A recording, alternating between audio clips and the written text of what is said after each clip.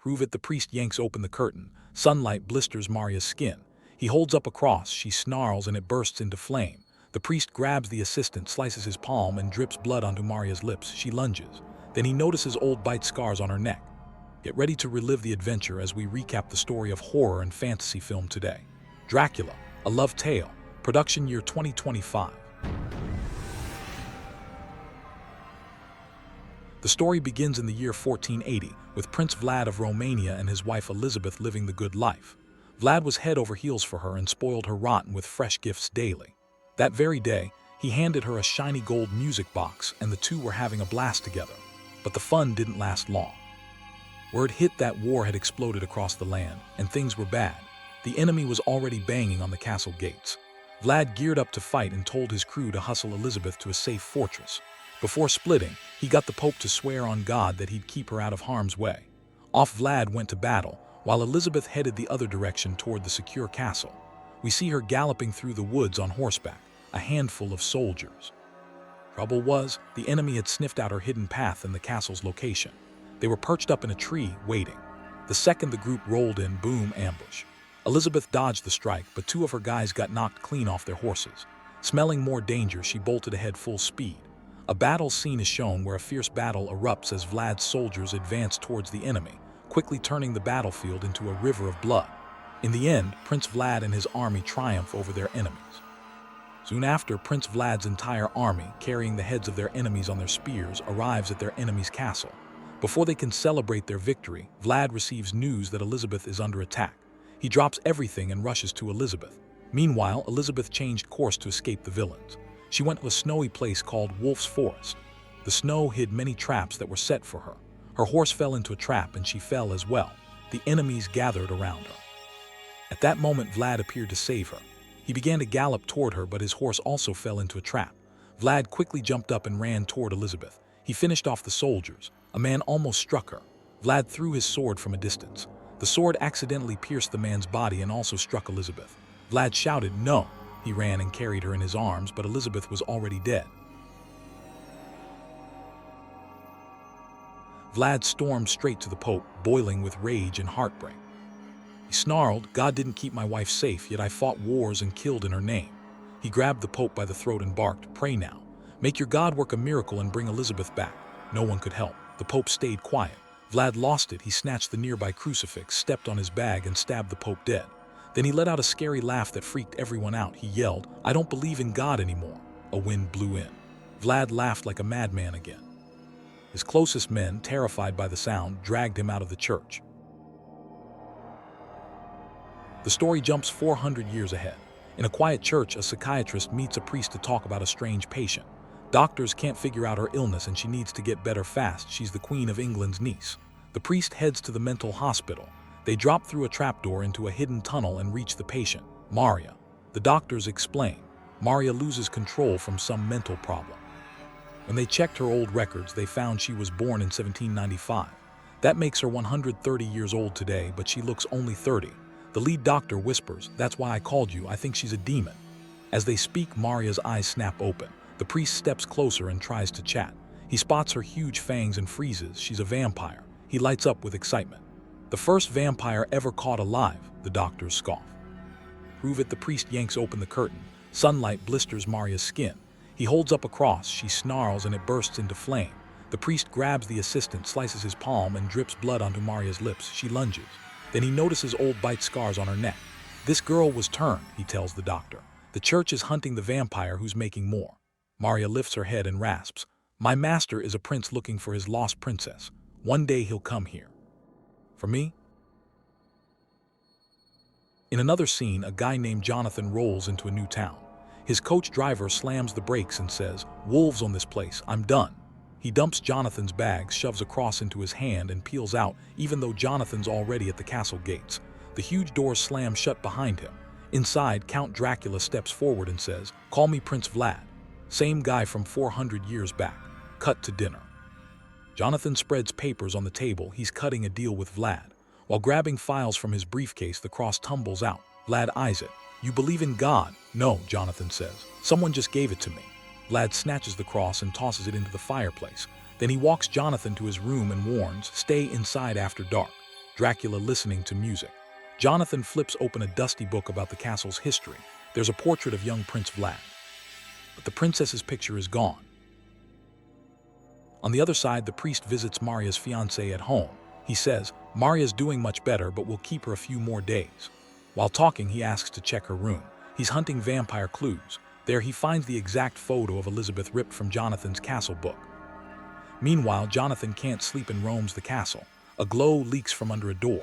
It creaks open to reveal stairs down to a cellar. A coffin sits in the middle. Lifts the lid, Dracula lies inside, eyes snapping open. You shouldn't have left your room. Gargoyles drop from the shadows. Jonathan blacks out. He wakes upside down, chained by the ankles. Dracula orders a huge bowl placed beneath him. Jonathan stares, terrified. How could God make monsters like you? Dracula laughs, cold, awful. You're about to die, one last wish. Jonathan wants nothing but answers. Tell me how Prince Vlad became this. Dracula nods.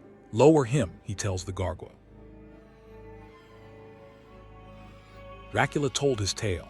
The bloody battle, Elizabeth's death in his arms. He once believed pure souls could return. Centuries dragged on, locked in his castle, hating humans for the quiet of death while he rotted in endless nights alone. In despair, he dug up her grave, only bones left. That broke him harder, birthed a new plan. He hunted rare flowers across the world, brewed a magic perfume. One whiff bent minds. Women chased him, guests danced like puppets. French ball, the scent on his skin drew a woman he swore was Elizabeth until he touched her. Wrong. Rage sparked another idea, use women to hunt the real one. He bit the party guests, turned them into vampires, Maria among them, building an army of vampires. His network grew, but he stayed in the castle. Gargoyles stole gold to bankroll the search. He waited, certain Elizabeth's soul would one day answer the call. Jonathan says to Dracula, I get your love. It's real, I feel it too. He opens a locket and shows a photo of his fiancée. Dracula stares, then loses it. It's Elizabeth, alive again as Jonathan's girl. Jonathan's confused, but Dracula, grateful for the clue, lets him live. Search over, Dracula wants his youth back. He tells the gargoyles, bring me blood. The scene shifts to Paris. A priest unveils a painting of Elizabeth. She's the key, he says. Dracula's hunting her, so she'll lead us to him. He lays out the truth. Dracula was once human, cursed by God for a terrible sin. Then the big reveal, a prophecy. Kill Dracula and every vampire he made turns human again. Or if Dracula truly begs God's forgiveness, the curse lifts from him and all his victims. Right then, the doctor's assistant freezes. A woman just walked in to visit Maria, name's Mina. She's a dead ringer for the portrait. Turns out Mina is Maria's close friend and Jonathan's fiancée.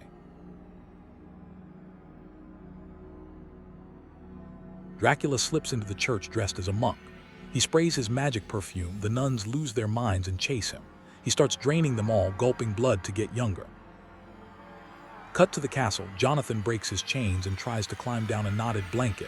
A gargoyle slices it. He drops but lands on a frozen ocean. He runs across the ice. Gargoyles chase. The ice cracks under their weight. Some sink and drown, the rest back off. Jonathan escapes. Dracula, now looking like young Prince Vlad, hits the mental hospital. He uses the perfume to knock out the staff, grabs Maria and rewards her for finding Mina, Elizabeth reborn. He kills the assistant, feeds Maria his blood to turn her, then takes her with him. Next morning, the priest and doctor find Maria gone and the assistant a vampire.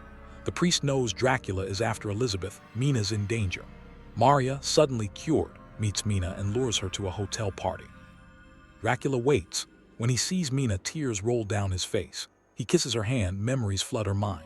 Scared, she jerks away and runs. While Mina had fun at the hotel, Dracula shadowed her. When she jumped at a haunted house, he caught her. Later, he showed her how to shoot at a fair booth. All the while, old memories kept flashing in her head. She tried to shake them off as crazy dreams. Dracula kept calling her Elizabeth, pushing her to remember their past life. Mina didn't buy it and finally walked away. He followed her to her room and handed her the same gold music box he'd once given Elizabeth. The tune brought back floods of feelings, but Mina grew suspicious. He was playing her. Upon returning home, there she found Jonathan deathly sick, a doctor at his side.